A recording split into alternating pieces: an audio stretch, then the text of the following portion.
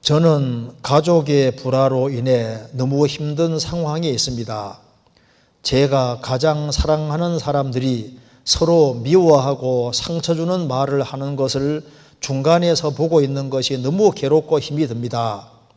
구원받은 그리스도인들은 마음에 평안이 있다던데 저는 항상 가족 생각 때문에 마음이 불안하고 슬프기만 합니다. 제가 중간에서 해결하기 위해 많은 노력을 했지만 전혀 효과가 없는 것 같고 제 힘으로는 할 수 없다는 생각이 들어 오래전부터 하나님께 매일 밤마다 울며 기도하고 또 기도했습니다.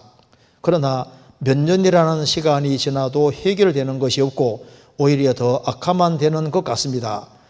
이제 저는 너무 지쳤습니다. 가족만 생각하면 숨이 탁 막히고 정말 힘든 날에는 그냥 빨리 주님 품으로 가고 싶다는 생각을 하기도 합니다. 제 기도에 응답해 주시지 않는 것 같고 다른 화목한 가정들을 보면 너무 부럽고 이런 가정에 저를 두신 하나님이 많이 원망스럽습니다. 제가 주님 오시는 날까지 어떤 마음으로 버텨야 할까요? 제게 지혜를 주세요 하는 질문입니다. 참 공감되는 질문이죠. 저는 가족의 불화로 인해 너무 힘든 상황에 있습니다. 실제로 사람이 생을 살아가면서 마음에 아주 힘든 일을 많이 경험하는데 특별히 가까운 사람들 때문에 힘드는 일들이 있습니다. 그리고 어떤 물리적으로 힘든 것보다 심리적으로 고통받는 것은 참 견디기 어려운 것이라고 할 수 있습니다. 성경 잠언 27장 3절을 적겠습니다. 잠언 27장 3절.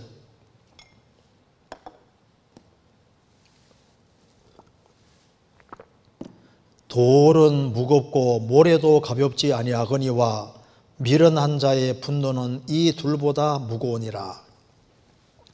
하루 종일 돌짐을 지고 일하면 너무 힘들잖아요. 또 모래짐을 하루 종일 지고 있으면 힘듭니다. 그런데 그거보다 훨씬 더 힘든 것은 주변의 사람이 미련한 자예요.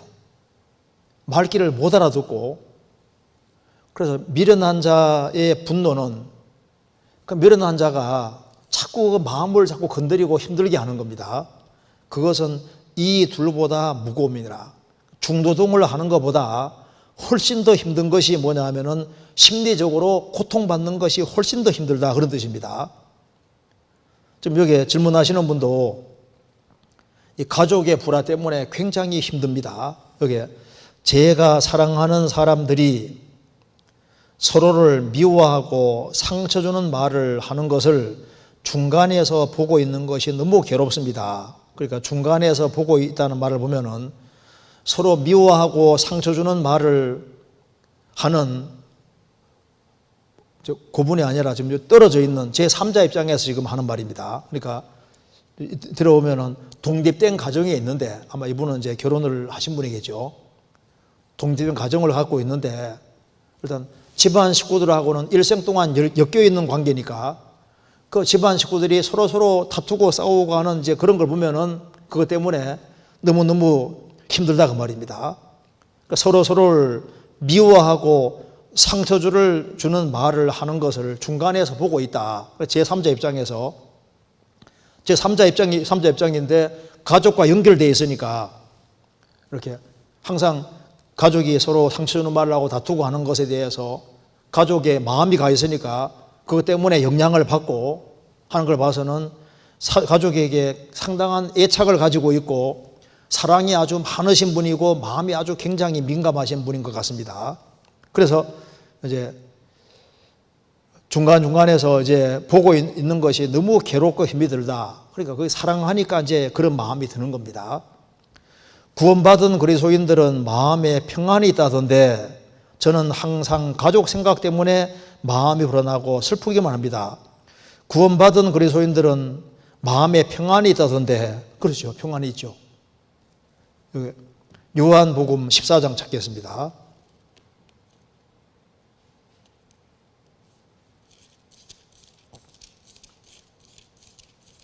요한복음 14장 27절 평안을 너희에게 끼치노니 곧 나의 평안을 너희에게 주노라. 내가 너희에게 주는 것은 세상이 주는 것 같이 아니하니라. 너희는 마음에 근심도 말고 두려워하지도 말라. 평안을 너희에게 끼치노니 곧 나의 평안을 너희에게 주노라. 이게 얼마나 굉장한 말입니까? 나의 평안을, 주님이 가지고 있는 평안을 너희에게 주노라. 내가 너희에게 주는 것은 세상이 주는 것 같지 아니하니라. 그러니까 세상이 줄 수 없는 평안이 있다 그 말입니다.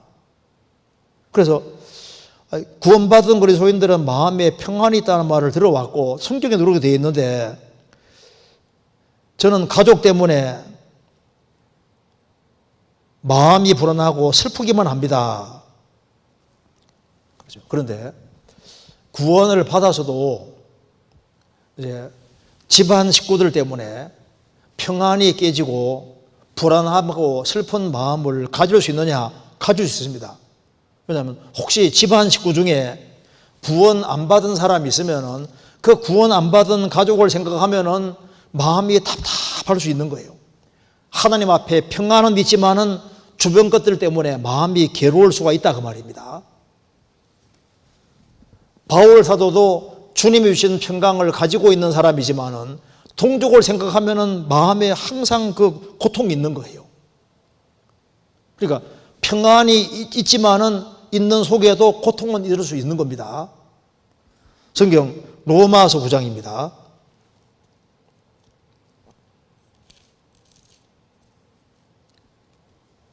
9장 1절 내가 그리스도 안에서 참말을 하고 거짓말을 아니하노라.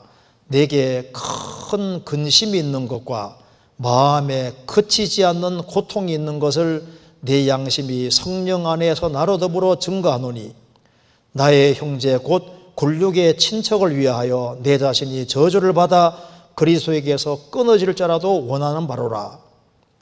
바울 사도는 정말 평안이 있는 사람입니다.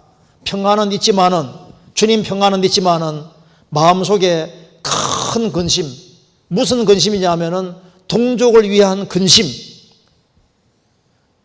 이방인들은 구원을 잘 받아가는데 자기 동족이 구원받지 아니하니까 그것 때문에 큰 근심이 있고 마음에 그치지 않는 고통이 있다.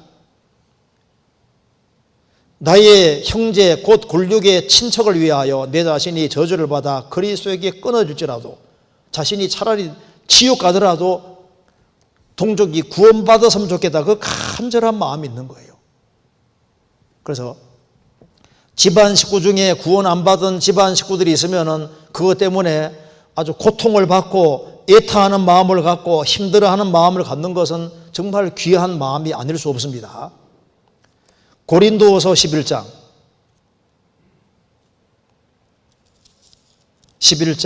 28절 이 외의 일은 고사하고 오히려 날마다 내 속에 눌리는 일이 있으니 곧 모든 교회를 위하여 염려하는 것이라. 누가 약하면 내가 약하지 아니하며 누가 실족하게 되면 내가 애타지 않더냐. 바울 사도는 자신이 고생하는 것은 그건 뭐 아무것도 아니다 그 말입니다. 이외의 일은 고사하고 날마다 내 속에 눌리는 일이 있는데 곧 모든 교회를 위해 염려하는 것이라. 형제자매가 신앙생활 잘못하면은 그것에 대해서 아주 근심하고 애타하는 마음 필요하지 않습니까? 그리고 특별히 자식이 말 안 들으면은, 구원을 받았다 할지라도 자식이 말 안 들으면은 그것 때문에, 특별히 구원을 안 받았으면 그것에 대한 큰 개인적으로는 평강은 있지만은 그 구원 안 받은 자식을 생각하고 집안 식구를 생각하면은 근심이 올라오고 답답하고 힘든 것이 그게 정상인 거예요. 잠언 10장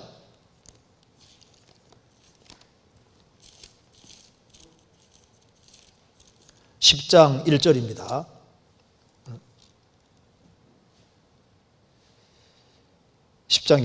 솔로몬의 잠언이라. 지혜로운 아들은 아비로 기쁘게 하거니와 미련한 아들은 음미에 근심이니라. 미련한 아들은 어미의 근심이니라. 이 아들이 구원도 안 받으면은 막 근심이 가득하게 되죠. 그리고 신앙생활을 제대로 안 하면 얼마나 마음에 근심이 됩니까? 잠언 17장 25절.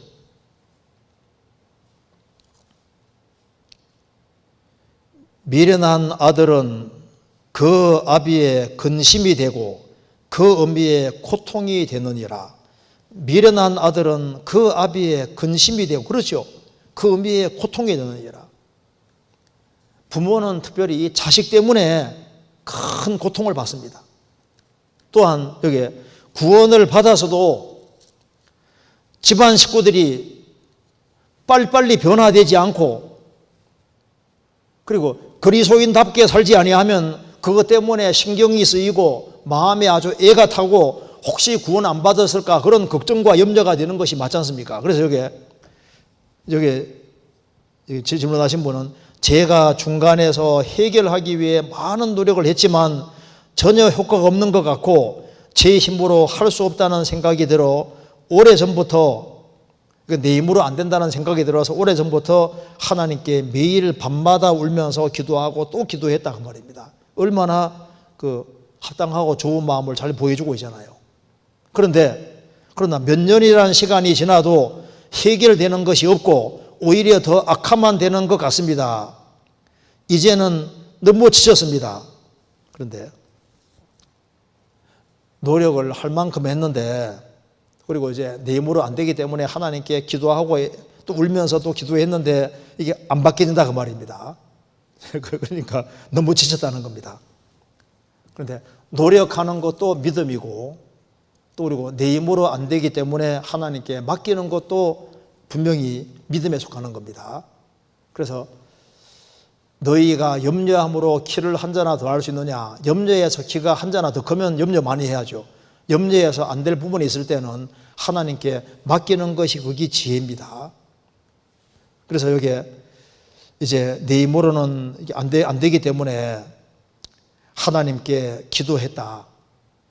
그리고 기도하고 맡겼는데 하나님께 완전히 맡긴 건 아닌 것 같습니다.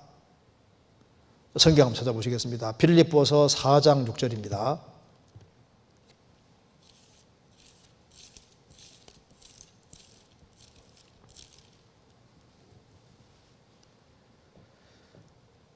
(4장 6절) 아무것도 염려하지 말고 오직 모든 일에 기도와 간구로 너희 구할 것을 감사함으로 하나님께 아뢰라. 그리하면 모든 지각에 뛰어난 하나님의 평강이 그리스도 예수 안에서 너희 마음과 생각을 지키시리라.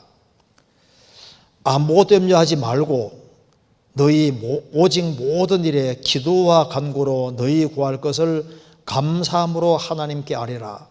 이제 하나님께 맡겼는데 다 맡긴 건 아니고, 그리고 감사함으로 하나님께 아뢰라. 맡기고 하나님이 저걸 믿고 감사하고 맡겨야 되는데 완전히 맡긴 건 아닌 것 같습니다.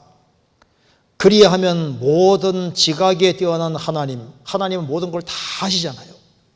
형편과 상황을 다 아십니다. 하나님의 평강이 그리스도 예수 안에서 너희 마음과 생각을 지키시리라. 왜냐하면 맡기는데 다 안 맡기면은, 그 염려를 계속 가지고 있으면은 마귀가 공격하는 틈이 열리기 때문입니다. 그러니까 알게 모르게 마귀의 공격을 상당히 많이 받은 것이 되는 겁니다. 성경 베드로전서 5장입니다.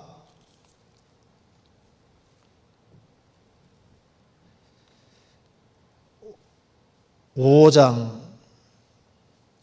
7절) 너희 염려를 다 주께 맡겨버리라. 이는 저가 너희를 곤고 돌보심이니라. 너희 염려를 다 주님께 맡겨버리라. 다 맡겨버리지 아니하고 염려를 가지고 있으면은 염려해도 안 될 부분 하나님께 딱 맡겨야 되는데 그걸 안 맡기고 계속 가지고 있으면은 뒤에 마귀가 있습니다. 8절에 근신하라 깨어라 너희 대적 마귀가 우는 서자같이 두루다니며 삼킬 자를 찾나니. 그래서 근심이 심해지면은, 답답한 것이 심해지면은 거기에 틈이 열리고 틈이 보이면은 거기 마귀가 맹공격을 퍼부어 대는 겁니다. 그래서 여기 보면은 질문 내용이 가족 생각만 하면 숨이 탁 막히고 정말 힘든 날에는 그냥 빨리 주님 품으로 가고 싶다는 생각을 하기도 합니다. 그리고 이거 어떻습니까? 사랑하는 것도 좋고 기도하는 것도 좋은데, 그런데 완전히 맡겨버리는 것도 믿음인 겁니다. 그런데 또 이렇게 보면 또 다투고 싸우는 또 가족은 또 잘 사는 경우도 있거든요. 그러니까 제 3자 입장에 서 있는 사람은 고통받는데 또 당사자는 안 그런 경우도 많이 있어요. 또 마음이 예민하기 때문에 크게 받아들일 수도 있습니다. 그래서 가족 걱정을 하는 마음도 필요하지만은 그것도 주님께 맡기고 내 마음을 회복시키는 것도 중요한 겁니다. 염려에서 빨리 빠져나오는 것도 그것도 믿음이거든요. 그래서 성경 잠언 24장에 내가 만일 환난 날에 낙담하면 내 힘의 미약함을 보임이니라. 환난 날에 낙담하면은 내 힘의 미약함을 보임이라. 좀 너무 낙담을 많이 하고 있습니다. 많이 연약해지신 거예요. 그러니까 마음이 연약해지면은 마음속에 별 생각이 다 들어가는 겁니다. 아마 이런 생각이 들 겁니다. 시편 77편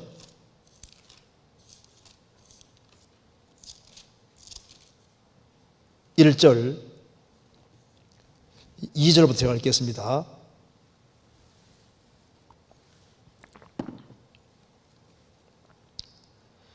나의 환난 날에 내가 주를 찾았으며 밤에는 내 손을 들고 거두지 아니하였으며 내 영혼이 위로받기를 거절하여도다. 시편 기자는 지금 환난이 있습니다. 환난 날에 내가 주를 찾았으며 밤에는 내 손을 들고 거두지 아니하였으며, 그래서 손 드는 것이 기도하는 겁니다. 하나님의 도움을 간절히 구하는 거예요. 내 영혼이 위로받기를 거절해도다. 주변 사람의 어떤 말도 위로가 되지 않는 겁니다. 그래서 이제 이런 생각이 떠오릅니다. 3절에 내가 하나님을 생각하고 불안하여 근심하니 내 심령이 상하도다. 주께서 나로 눈을 붙이지 못하게 하시니 내가 괴로워 말할 수 없나이다. 내가 옛날 곧 이전 해를 생각하여 싸우며 밤에 한 나의 노래를 기억하며 마음에 묵상하며 심령에 궁구하기를 주께서 영원히 버리실까? 다시는 은혜 베풀지 아니하실까? 그 인자하심이 길이 다하였는가? 그 허락을 영구히 폐하셨는가? 하나님이 은혜 베푸심을 잊으셨는가? 노하심으로 그 흥유를 막으셨는가 하였나이다. 또 내가 말하기를 이는 나의 연약함이라. 사람이 연약해지면은 마음이 너무너무 괴로우니까 주님이 혹시나 버린 것은 아닐까? 은혜 베푸는 것을 잊어버리신 건 아닐까? 하나님이 노예에서 긍휼을 혹시 막은 것이 아닌가? 별 생각이 다 떠오르는 거예요. 이는 나의 연약함이라. 사람이 연약해지면은 별 생각이 다 들어옵니다. 그래서 여기 제 기도에 응답해 주시지 않는 것 같고, 응답을 안 하시는 게 아닙니다. 하나님이 응답을 더디게 할 수도 있습니다. 다른 화목한 가정들을 보면 너무 부럽고, 이런 가정에 저를 두신 하나님이 많이 원망스럽습니다. 하나님이 기도를 응답해 주지 않는 것 같고, 그것이 시간이 아주 지속이 되고 오래 걸릴 수도 실제로 있습니다. 한번 찾아볼까요? 시편 31편 시편 31편 9절.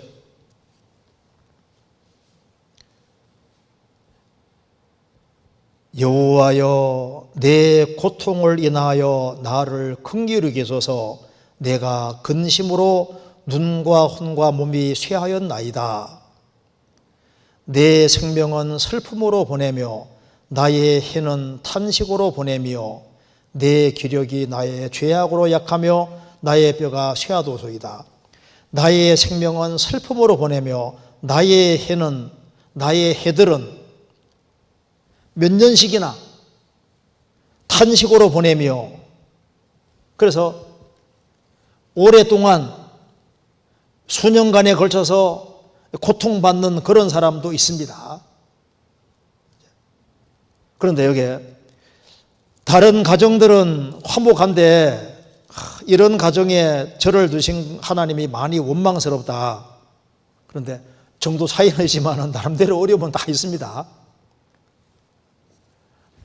사실 이제 속을 터놓고 얘기를 하면은 가정적으로 크고 작은 차이가 있을지라도 다 어려움은 있는 겁니다. 그래서 성경에서 말씀하기를, 여기 이제 이런 가정에 저를 두신 하나님이 많이 원망스럽습니다. 자, 어떤 가정에 태어나든 간에 범사에 감사라는 말씀대로 감사함으로 실제로 받아야 되는 것이 맞습니다. 그리고 이런 가정에 태어났기 때문에 내가 구원을 더 빨리 받게 됐을지도 모르는 일입니다. 내 가정이 정말 화목한 가정이고 아무 어려움이 없는 그런 가정이었다면 영적인 갈망이 적었을 수도 있고 오히려 구원받는 길을 막았을 수도 있는데, 보옵소서 내게 큰 고통을 더하신 것은 내게 평안을 주려 하심이라. 주님이 고통을 주신 이유는 내게 평안을 주려 하심이라. 내 영혼이 구원을 받는 데 도움이 되잖아요. 그리고 이제 어떤 생각을 해야 되냐면은, 환경이라는 것은 내가 결정한 것이 아니지 않습니까? 그건 전능하신 하나님이 하나님의 지혜로 적절하게 배치해 두신 겁니다. 잠언 16장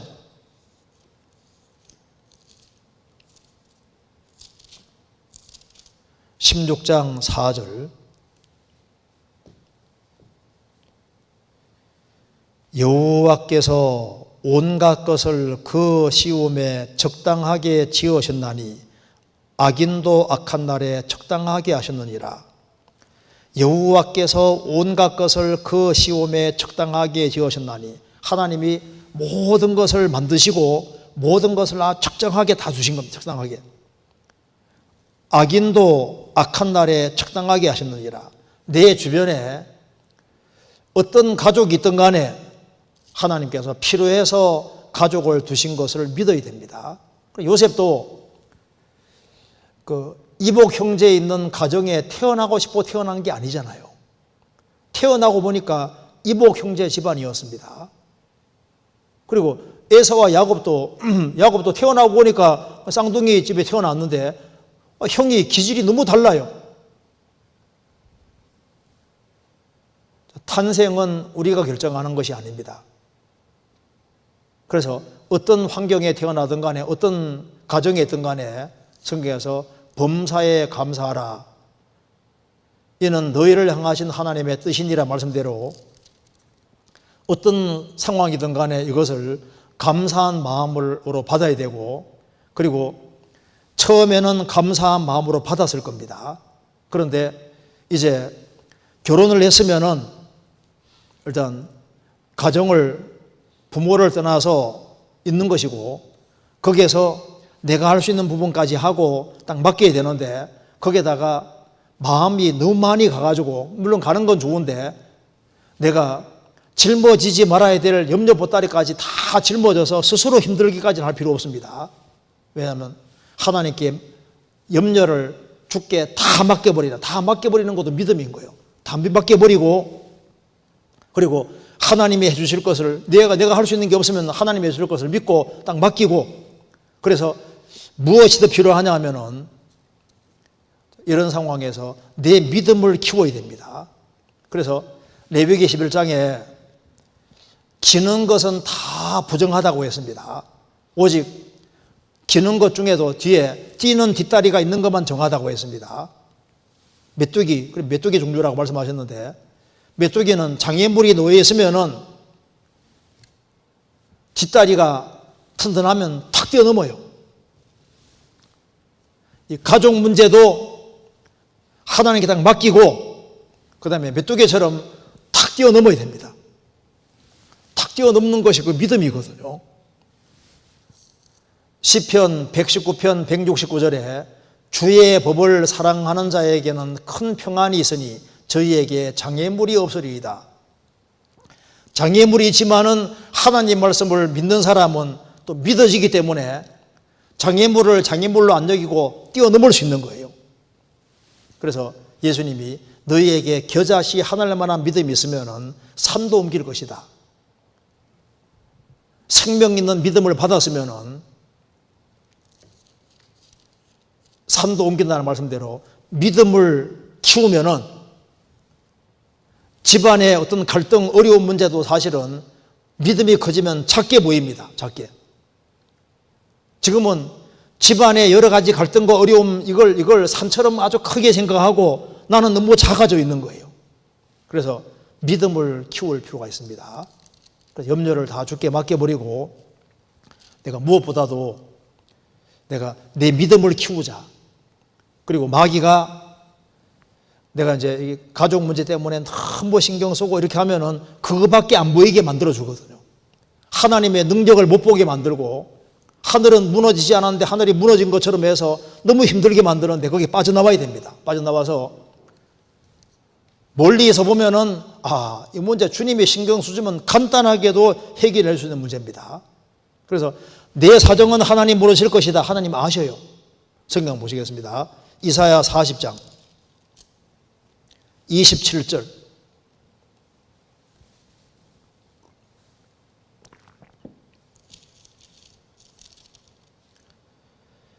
야곱아 내가 어찌하여 말하며 이스라엘아 내가 어찌하여 이르기를 내 사정은 여호와께 숨겨졌으며 내 원통한 것은 내 하나님에게서 수리하심을 받지 못한다 하느냐.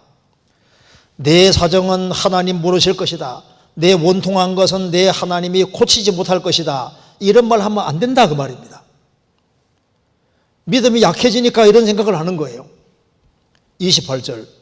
너는 알지 못하였느냐 듣지 못하였느냐 영원하신 하나님 여호와 땅끝까지 창조하신 자는 피곤치 아니하시며 곤비치 아니하시며 명철이 한이 없으시며 피곤한 자에게는 능력을 주시며 무능한 자에게는 힘을 더하시나니 소년이라도 피곤하며 곤비하며 장정이라도 넘어지며 자빠지되 오직 여호와를 앙망하는 자는 새 힘을 얻으리니 독수리의 날개치며 올라감 같을 것이요 다른 박질하여도 곤비치 아니하겠고 걸어가도 피곤치 아니리로다. 오직 여호와를 앙망하는 자는 새 힘을 얻을 것이다.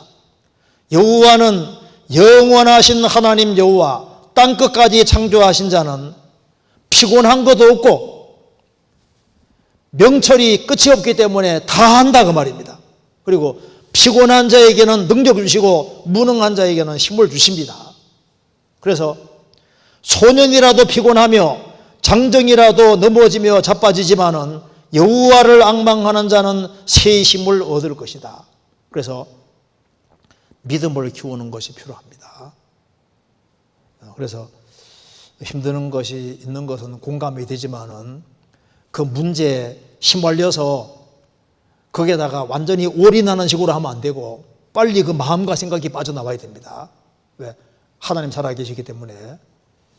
그래서 내 믿음을 줄이는 것이 먼저 필요해요. 내가 아주 영적으로 강건해지는 것이 필요합니다.